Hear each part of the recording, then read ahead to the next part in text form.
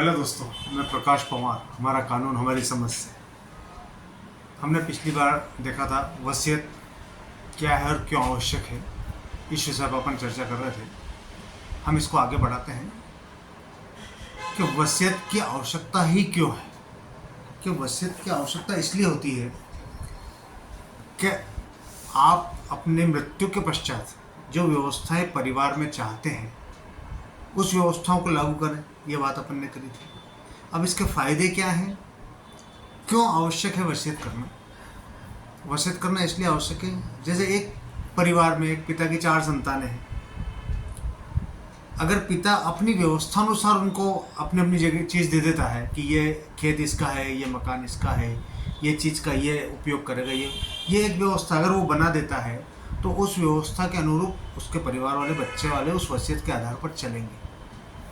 और मान लीजिए उसने वसीयत नहीं की, जो हम देख रहे हैं रात दिन आए दिन कोर्ट में परिवार में संपत्तियों को लेके जो विवाद होते हैं वो इसलिए होते हैं क्योंकि पिता ने वसीयत नहीं की है, पिता ने एक व्यवस्था नहीं बनाई है। पिता ने नहीं बनाई है, दादा ने नहीं बनाई, जिसने भी, पर एक व्यवस्था नहीं बनी है। इस व्यवस्था के न बनाने का कारण यह है कि बेटे कोर्ट कचहरी कर रहे हैं, लड़ रहे हैं, अपने अधिकारियों की लड़ाई लड़ रहे हैं और उसके बाद परिवार में विभेद हो रहा है। लेकिन अगर वसीयत व्यक्ति करता है तो वसीयत करने का सबसे बढ़िया लाभ यह है कि उसे ये पता है कि मेरे पिताजी मुझे ये देना चाहते थे और मेरे पिताजी ने मुझे ये चीज़ दे दी है। तो जो पिताजी का आदेश है वो मान लेता है। लेकिन अगर पिताजी ने ऐसी कोई व्यवस्था नहीं की तो क्या होगा, तब उससे विवाद होगा, लड़ी होगी। पहले तो प्रेम खत्म हो जाएगा परिवार का, आपस में विवाद होगा, लड़ी होगी, कोर्ट कचहरी तक बात चलेगी। तो एक तो वो प्रेम का भाव जो है वो बिल्कुल खत्म हो जाएगा, हमेशा दुश्मनी का भाव आ जाएगा। अच्छा, कोर्ट ने भी कोई ऑर्डर दे दिया तो वो कोर्ट का ऑर्डर माना जाएगा। अपनी व्यवस्था का लोग उनको लगेगा मेरे बड़े भाई ने मेरे साथ चीटिंग कर ली या मेरे छोटे भाई ने मेरे साथ चीटिंग कर ली। तो वसीयत इसीलिए आवश्यक है कि हम अपनी संपत्ति हमने स्व अर्जित करी, अपनी मेहनत से अर्जित की है कोई संपत्ति, तो उस संपत्ति को हम ये चाहते हैं कि मेरा कौन सा बेटा किस भाग को प्राप्त करे, मेरा कौन सा बेटा किस भाग को करे, मेरी बेटी को भी क्या प्राप्त हो। ये सब हम उस वसीयत में अपना उल्लेख करते हैं और उसी वजह से भविष्य में परिवार में विवाद और अशांति नहीं होती। भविष्य में लगता है कि पिताजी की इच्छा ऐसी थी कि पिताजी चाहते थे कि भविष्य में ये चीज़ इसको मिले, ये चीज़ इसको मिले। लेकिन अगर पिताजी ने ऐसी वसीयत नहीं करी है तो वसीयत नहीं करने का परिणाम यह है कि उस एकमय परिवार को, जो एकता रूपी परिवार है, उसमें विभाजन हो जाता है।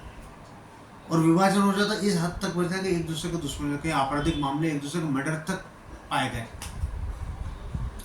इसलिए वसीयत करके हर व्यक्ति को ये व्यवस्था करनी चाहिए कि अपनी इस संपत्ति का बाद में किस प्रकार का उपयोग होगा, किस प्रकार का उपयोग नहीं होगा। और मैं ये क्या चाहता हूँ, मेरी ये संपत्ति मेरी बेटी को जाए, ये संपत्ति बेटे को जाए, ये व्यवस्था बेटे मेरी बेटी का बाद में ध्यान रखें। ये सब वसीयत में आदमी लिख सकता है और उसके द्वारा लिखी हुई चीज़, जब वो चीज़ लिखता है तो वही लिखी हुई चीज़ भविष्य में उन बच्चों के भी काम आती है और बच्चों में वैमनस्य नहीं रहता। ये पिताजी की इच्छा थी और पिताजी ने कहा वैसा अपने को करना पड़ा। इसलिए वसीयत बहुत आवश्यक है।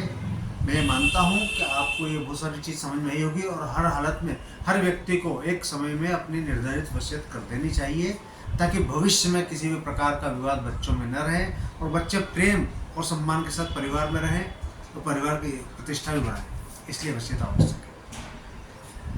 अब हम आगामी वीडियो में आपको ये दिखाएंगे कि वसीयत आफ्टर डेथ लागू होती है, लेकिन जीवन काल में व्यक्ति क्या करे जिससे उसके कार्य का डिवाइडेशन हो सके। तो हम आगामी आपको अगले वीडियो में ये बताएंगे कि जीते जी व्यक्ति, ये वसीयत मृत्यु के बाद लागू होती है, लेकिन अब जीते जी अगर व्यक्ति को कोई व्यवस्था करनी हो तो वो कैसे करेगा, इसके लिए हम आपको आगामी वीडियो में बताते हैं। नमस्कार। आप हमें लाइक और सब्सक्राइब करते रहिए। आपकी कोई समस्या इसमें से नहीं हो तो आप मैसेज के माध्यम से हमसे पूछ सकते हैं। हम आपको 1-2 वीडियो के पश्चात उसको ज़रूर बताएंगे। जो हम आपको संतुष्ट कर सकते हैं वो पूरा प्रयास करेंगे। नमस्कार।